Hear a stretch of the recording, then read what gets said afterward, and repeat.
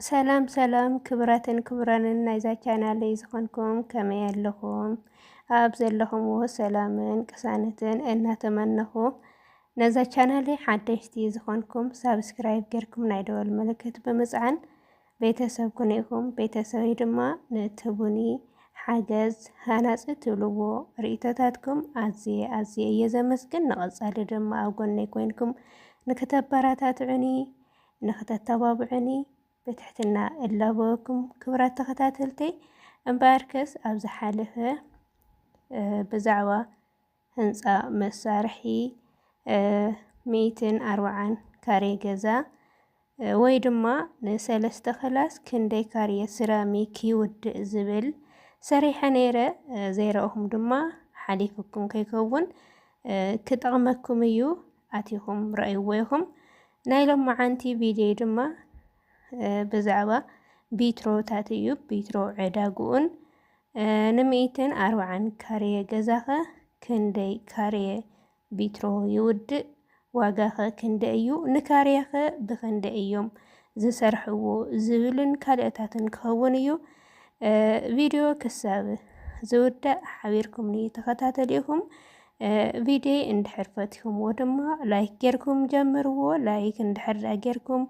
ዩቲዩብ ባዕሉ ናብ ብዙሓት እዩ ሸር ዝብሎ ሸር ተተባሂሉ ድማ ዝጥቀመሉ ሓደ ኣብ ስደት ኮይኑ ሓበሬታታት ክጥቀም ዝደሊ ይህሊ እዩ። ንዓይ ድማ እዛ ቻናለይ ተዓብየለይ ማለት እዩ። እምበኣርከስ ናብኡ ከብለኩም ከምቲ ኣብዚ ቪድዮ ትርእይዎ ዘለኹም ኣብ ቪድዮ ትርእይዎ ዘለኹም ቢትሮታት በብሕብሩ እዩ እኒኦ። ነተን ዓበይቲ በሪ ርጉድ ዝበለ እዩ እቲ ቢትሮ ሕብሩ ድማ እቲ ድብን ዝበለ እኒኦ። እቲ ድማ ከምዚ ሰማያዊ ዓይነት እዩ እኒኦ። ክልተ ዓይነት ቢትሮ እዩ እኒኦ። ነቲ ዓበይቲ ክፍሊ ገዛታት ነቲ ናይ ቅድሚት ርጉድ ዝበለ ኮይኑ ሕብሪ ድማ ሕስስ ዝበለ እዩ እኒኦ። ነተን ኣሽተን ድማ ከምቲ ትርእይዎ ዘለኹም ንሱ ግን ከከም ደረጁ እዩ ዋግኡ ማለት እዩ። እተን ኣብ ላዕሊ ተጣቢቐን ዘለዋ ቢትሮ ንሓደ ካሬ 2400 እዩ ዝሽወጥ። መጣዊቑ ድማ ብምስ ባዕሉ እዮም ዝሓስብዎ። ግን ናይ መሳፈሪ ግን ትኸፍልዎም ኢኹም ማለት እዩ። ናይ መሳፈሪኦም ሒዞምዎ ክድይቡ መሳፈሪኦም ከፊልኩም ኢኹም ተደይብዎም ትወስድዎም ናብ ዝደለኹምዎ ትወስድዎ ናብ ዝደለኹምዎ ቦታ መሳፈሪ ናይ ባዕልኹም ኢኹም ትኸፍልዎም ነቶም ቢትሮ ዘሰርሑልኩም ማለት እዩ። ኣይ ብካሬ ገዚእና ቢትሮና ንፈልጦ እኒአና እዩ ኣብቲ እኒአናዮሲ ቢትሮ ዝሰርሕ እኒአ እዩ ትብሉ ተኾንኩም ግን ከም መርጫኹም ግን ኣብዚኣ ትሕዙለይ ዘለኩም ግን ናይ ኢዶም ምስቲ ናይ መስትያት እዩ ዝሕሰብ ማለት እዩ። ምስቲ ናይ ቢትሮ እዩ ዝሕሰብ ንሓደ ካሬ። እተን ትርእይዎን ዘለኹም ኣብቲ ቪድዮ ረእይዎን ኢኹም ተመላኸትዎን ልልበይነን እየን እኒአዋ። ዘን ኣብ ልዕሊ እኒአዋ ኣብ ዓበይቲ በርታት ኣብዚ ናይ ቅድሚት ገዛ እኒኦ። እዘን ኣብ ዓበይቲ በርታት እኒአዋ 2400 ንሓደ ካሬ ይሽወጣ። እቱ ኣብ ሰማያዊ እኒኦ ቢትሮ ድማ ቲክነሱ በዓል 5 ኮይኑ ስሙ ድማ ኦሽን ይበሃል። ንካሬ 2800 እዩ ዝሽወጥ። ያው ንሱ ድማ ምስ መስርሒኡ እዩ ማለት እዩ። ምስ መስርሒኡ ተደሊኹም ኣብቱ ዝደለኹምዎ ቦታ ቢትሮ ዝሰርሕ እንድሕር እኒኣ ኮይኑ ማዕጾ ዘጣብቕ እንድሕር እኒኦ ኮይኑ ናይቱ ቢትሮ ዋጋ ንካሬኹም ፀብፂብኩም ትገዝኡ ትኽእሉ ኢኹም። ኣይ እንድሕር ለየለ ኮይኑ ኣብቱ ከባቢኹም ኣብቱ ዘስርሕኹምሉ ገዛ ቢትሮታት ዘጣብቕ እንድሕር ዘየለ ኮይኑ ግን ንባዓልቶም ነዞም ቢትሮ ዝሸጡ ምስኡ ኢኹም ትወዓዓልዎም። ተወዓዒልኩም ድማ ከምቲ መጀመርያ ዝበልኩኹም ናይ መሳፈሪ ናይ ባዕልቶም ግን ተኸፍልዎም ኢኹም እና ናይ 140 ካሬ ገዛ ኩለንተን በርታት ትሪእዎን ኣለኹም 22 ካሬ እየን ኮይነን ናይተን በርታት ምስ ፍንሽትርኡ በርታቱ 22 ካሬ እየን ኮይነን ማለት እዩ 22 ካሬ ድማ ናተን 4 ካሬ ብ2400 እየን 4 ካሬ እየን ዘን ሓፀርቲ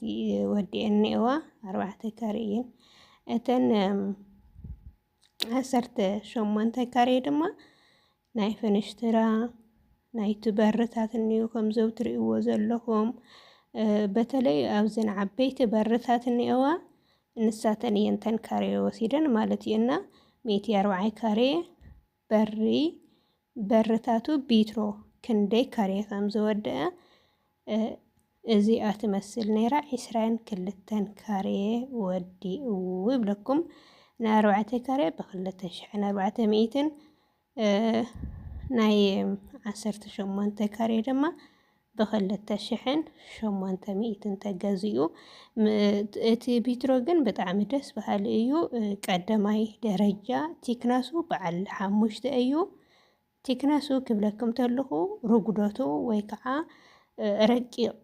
ረቂቕና ረጉድን እዩ እና ስፍሓቱን ርጉዶትን ስፍሓት ብካሬ እዩ ዝዕቀን እቱ መስትያት ግን ረቂቕ ድዩ ረጉድ ቲክነስ ማለት መዐቀኒ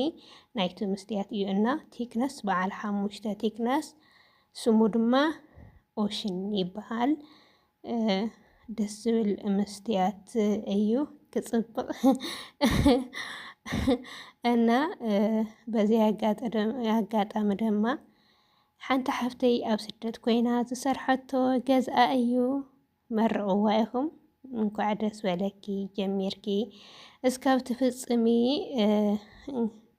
እንኳዕ ናብዚ ኣብቅዐኪ ምምራቕ እኳ ኣብዩ ንሓግዝነ ኢኹም ሓቀየ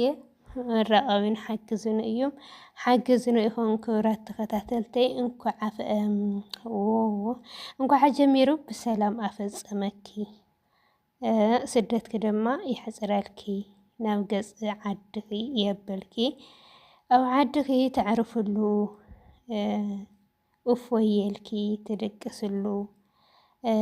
ትሕጎስሉ ትድሰትሉ ትምርዓየሉ ትወልድሉ ትዝምድሉ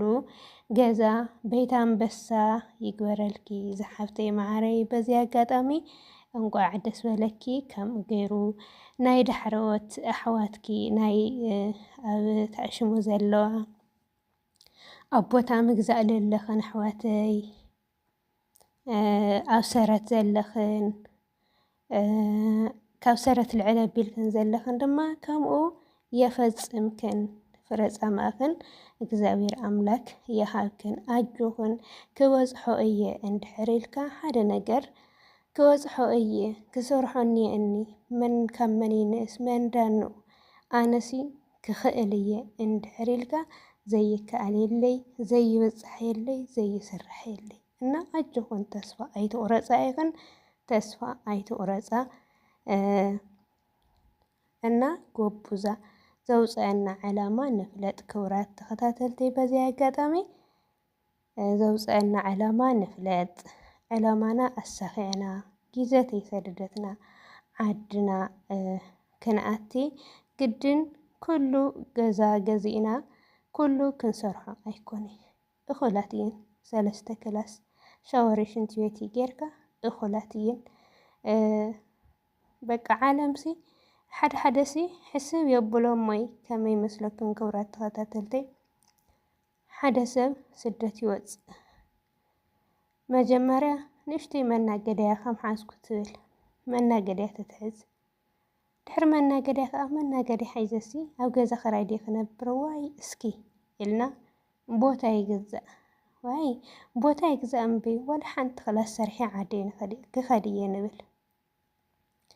እዛ ሓንቲ ክላስ ምስ ተሰርሐት ለይ ኣይ ነቲ ሓንቲ ክላስ ካልአይቲ ክላስ ክወስኸላ ካብኡ ኩሉ خلاص ክሸው ልውድእ ጉልበት ይውዳእ ዒድመ ይውዳእ ጊዜ ይኸድ እና ክብራት ተኸታተልተይ ወዳት ኮኑ አጓላት በዘየገድስ በተለይ ለደቂ አንስትዮ አሕዋተይ እየ ክብለክን ዝደሊ በቃ አቅምና ሰርሕና ኩሉ ክሰርሕ የበይናት ትነብር ጓል የለይ በትክክል ስበይናት ተኾይኑ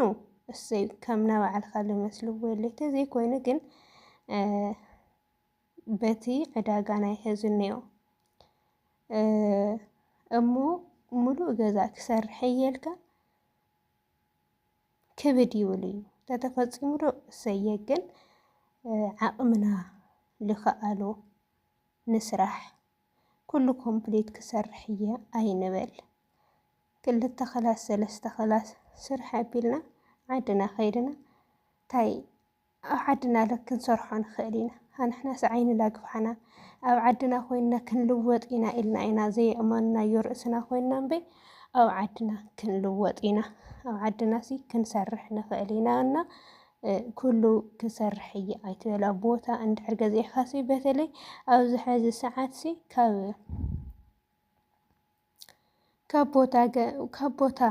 ካብ ነፃ ቦታ ምግዛእ ስራሕ ዘለዎ ምግዛእ እዩ ኣብዚ ሓለፈ ቪድዮታት እውን ሰሪሐ ነይረ እየ ብትክክል ከተገናዝቦ ተለኻ ሲ መግዚኡ ንእሽተን መስርሒኡ 3 እፅፊ 4 እፅፊ ናይቲ መግዚእ በተለይ ኣብ ኣናእሽተይ ከተማታት ዝስራሕ ገዛታት እሱ እዩ ሕልፊ ዝወስድ ምክንያቱ መሳፈር ኣሎ መፅዓኒ ኣሎ መራገፍ ኣሎ ናይቱ ናውቲ ስሚንቶ ክበሃል ተንዲኖ ክበሃል እምኒ ክበሃል ብጣዕሚ በተለይ ኣብ ኣናእሽተይ ከተማታት ዝስራሕ ሕልፊ እዩ ዝወስድ ካብኡ ከዓ ከምዚ ጌርካ ከም ናይ ዓበይቲ ከተማታት ቤላ ገዛታት ሰሪሕካ ድማ እቲ ክራዩ 300-250 እሞ በዚ ግዜ እዚ ማለት እዩ ማለት ኣብቲ ዝዓበየ ከተማ ዝገበርካ ጌርካ ተወፂዕኻ በቃ ሰሪሕኻ ወዲእኻ ኮምፕሊት ሰሪሕኻ ማለት ኣየጥፍአልካይ ሽሕ ቅርሺ ብውሕድ እዩ እኳ ንሱ እኳ ሲ ብውሕድ እዩ 1000 ቅርሺ 1500 2000 ክሸውሱ ይካረ እዩ ተዳለይ ዘው ኣብ ገና ሓደሽቲ ዕሸላት ከተማታት ቦታ ብርካሽ ገዚእኻ ዝስራሕ ኣለዉ ገዛታት ግን ማለት ሲ ጊዜ ኣለዎ ደኾነይ ተስፋ ኣለዎ ንታይሽሙ ክጥዕሞ ኢለ ገዛ ክራይ ንኽወስኽ ኢለ ኣነ ይሙነይ ዲ እመሙና ኣይሙነይ እቱ ኢኮኖሚ ክረኽሰልና ኩሉ ነገር ክረክስ እየ ልምነ ግን ብምስቲ ኢኮኖሚና ኸዚ መስርሒኡ ካብኡ ብላዕሊ ኣስሪሕኻ 300-400 ክትበሃል ተለኻ እሞ 400 ሲ ኣብ ምንታይ ትውዕልላ ሎሚ ሓንቲ ገዛ 400 ካሬኻ ሲ ኣብ ምንታይ ትውዕላ ሽሕ ልባዕላ እኳ ሲ ሓንቲ ሽሕ ሲ ሓንቲ 100 እያ ኮይና ለለና ኣብዚኣ ንእሽተን ትጠቕመክን እያ ከተሓስባ ስኪልክን ከተስተነስትና ኢለ እየ እቲ ቦታ እሞ ኣብኡ ይኹነልክን ሓንቲ ክላስ እሞ ስርሓሉ ግን ገንዘብ ክናኪብክን ኣብ ልገበርክን ጌርክን ኣብ ዕብይ ዝበለ ከተማ ምስ ክልተ ርእስክን ድዩ ኮይንክን ታይሽሙ በቃ ምስ ኣሕዋትክን ኮይንክን ድዩ ምስ ኣዕርኽተን ኮይንክን ድዩ ኣብ ዕብይ ዝበለ ከተማ ገዚእክን ተትሰርሓ ሙሉእ ትሰርሓ ተደሊኽን እየ ክብል ልደሊ ክብራት ተኸታተልተይ ዘረባ ኣብዚ ሓትልና ኣይትበላ ናይ ሎማዓንቲ ቪድዮ ድማ ብዛዕባ ቢትሮ ወይ ከዓ መስትያት ናይ 140 ካሬ ክፍሊ ገዛ በርታት ዝወድኦ እዩ ነይሩ እዚ መስል ነይሩ ስምዕዎ ኢኹም ሰሚዕኹም ድማ ክጠቕመኩም ይኸውን ተስፋ ይገብር ሰሰናዩ ሰናይ ቅንያት ሰናይ ናይ ዓብይ ፆም ይግበረልና ጾምና ብሰላም አጀሚሩ ብሰላም ይፈጽመና። ጾምና ናይ ሰላም ናይ ፍቕሪ